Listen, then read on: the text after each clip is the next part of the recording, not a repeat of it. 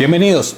En Centroamérica hay dos países que tomaron una decisión radical: renunciar a su moneda y dar el paso al uso del dólar como forma de vida económica. Panamá lo hizo hace muchas décadas y El Salvador apenas hace 25 años. Algunos países han adoptado esta divisa como moneda de curso legal. En otros, actúa dentro de su economía cotidiana sin figurar oficialmente. Del otro lado se encuentran territorios como Argentina y Venezuela, que vienen viviendo una dolarización de hecho, es decir, sin aceptarlo oficialmente. La constante devaluación del peso y la inflación han hecho que muchas transacciones se hagan en dólares. Y mientras el resto de la región sigue defendiendo sus monedas nacionales, la pregunta incómoda persiste: ¿dolarizar fue un salto hacia el desarrollo o una camisa de fuerza que limita el futuro? Hoy, cuando la región enfrenta inflación, deuda y estancamiento, la comparación vuelve al debate. ¿Realmente le fue mejor a El Salvador y Panamá por abrazar el dólar, o los demás países se salvaron de un experimento que ha salido caro? Que vamos a dar datos para que cada quien saque su conclusión, porque obviamente dolarizar tiene muchas ventajas, pero también tiene varios puntos en contra. Pero principalmente los países que pasan a usar el dólar directamente para eliminar el riesgo o depreciación de una moneda nacional muy débil. Las empresas, los inversores y los consumidores lo ven como un ambiente más predecible para planificar, importar, exportar y fijar precios con mayor claridad. Para países con economías pequeñas o vulnerables, adoptar el dólar significó importar credibilidad monetaria, evitando una fuerte inflación o la manipulación de la moneda local destruyera el valor de los ahorros y de los contratos a futuro. Consolida al país como el líder en estabilidad económica en Centroamérica, manteniendo la menor inflación de la región durante el último año. En contraste, Honduras se enfrenta a una inflación de 4.27%, la más alta de la región. Este panorama sugiere que, a pesar de los desafíos económicos globales, El Salvador continúa en una senda de estabilidad. Después de la pandemia se vio claro cómo el dólar actuó de amortiguador en los países dolarizados frente al resto de Centroamérica. En el 2022, el año más crítico post pandemia, Honduras se disparó con una inflación cercana al 9.1%. Nicaragua rondó del 11 hasta el 12% y Guatemala también rozó el 7% en inflación.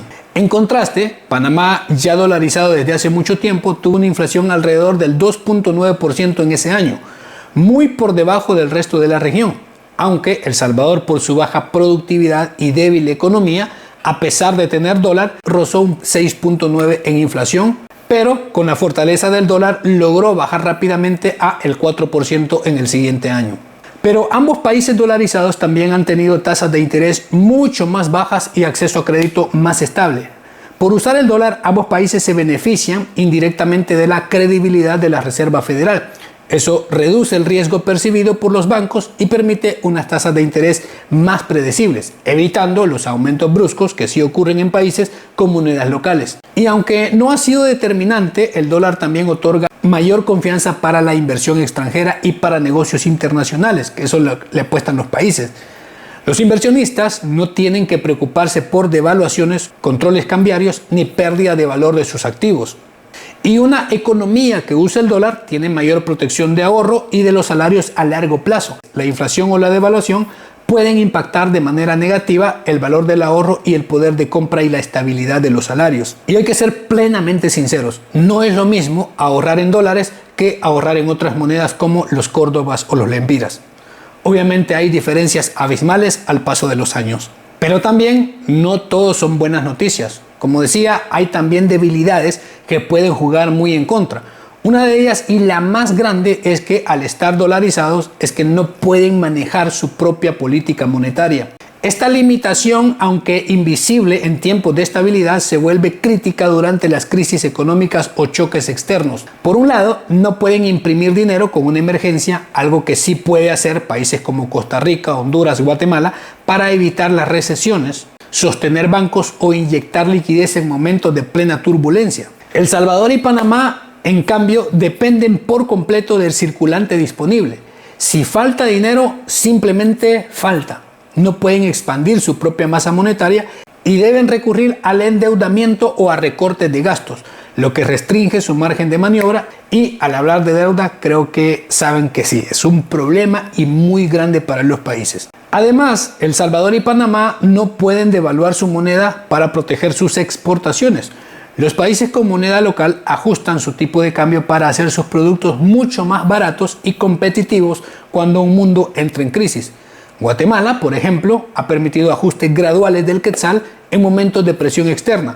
Costa Rica dejó deslizar levemente el colón para equilibrar su balanza de pagos. En cambio, los países dolarizados están completamente atados al dólar.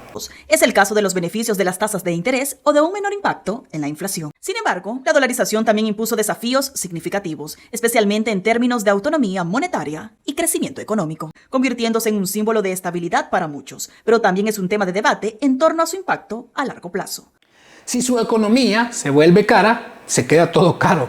No hay forma de abatar un poquito los costos relativos mediante la política cambiaria. A esto se suma que importan automáticamente cualquier shock proveniente del dólar estadounidense. Cuando la Reserva Federal sube tasas, como ocurrió hace 2 años, las economías dolarizadas sienten el impacto de inmediato, se encarecen los créditos, se enfría la inversión y se ralentiza la economía interna.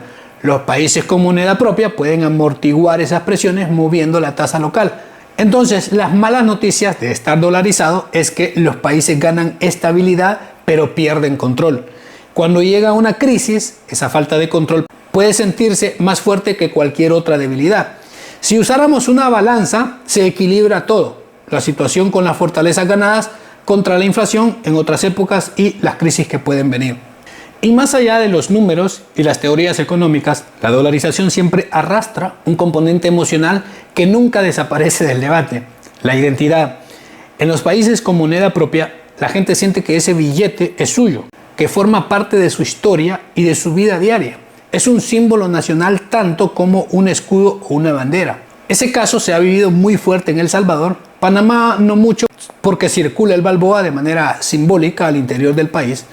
Y es que la pérdida de moneda local deja un vacío cultural.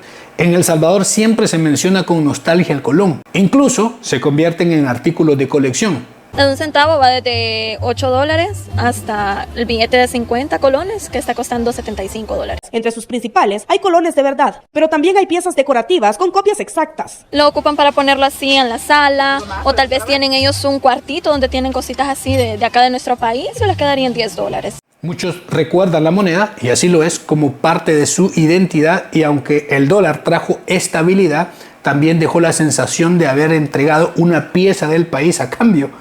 Y lo más triste, que es un camino sin retorno, porque el dólar siempre será más fuerte que una moneda de los países de la región. Y haciendo un resumen a grandes rasgos, el balance histórico: Panamá ha recibido más beneficios que daños por estar dolarizado, incluso tomando en cuenta que su caso nació por motivos muy distintos a los de El Salvador y también de Ecuador. La dolarización panameña, instaurada desde inicios del siglo XX, ha sido uno de los pilares de su estabilidad económica. Gracias al uso del dólar, Panamá desarrolló un sistema financiero sólido, atrajo banca internacional, convirtió al país en un centro logístico regional y sostuvo una inflación históricamente baja por décadas. Su vía se volvió muy predecible y planificada, confiable para inversionistas y funcional para el comercio exterior, especialmente por la presencia del canal. En contraste, las desventajas: no poder emitir su moneda propia ni devaluar, ha existido siempre, pero Panamá compensó esa limitación con un sector de servicios extremadamente dinámico, un mercado abierto y una economía diversificada. La conclusión es contundente: en Panamá la dolarización ha sido un acelerador del desarrollo y un escudo contra crisis monetarias. El saldo es ampliamente positivo, con más beneficios que costos. Y en el caso de El Salvador, luego de 25 años, la respuesta honesta es: la dolarización le dio a El Salvador estabilidad, pero no le dio desarrollo. Aunque esto último tiene que ver más con el factor político, es decir, los gobiernos que han estado.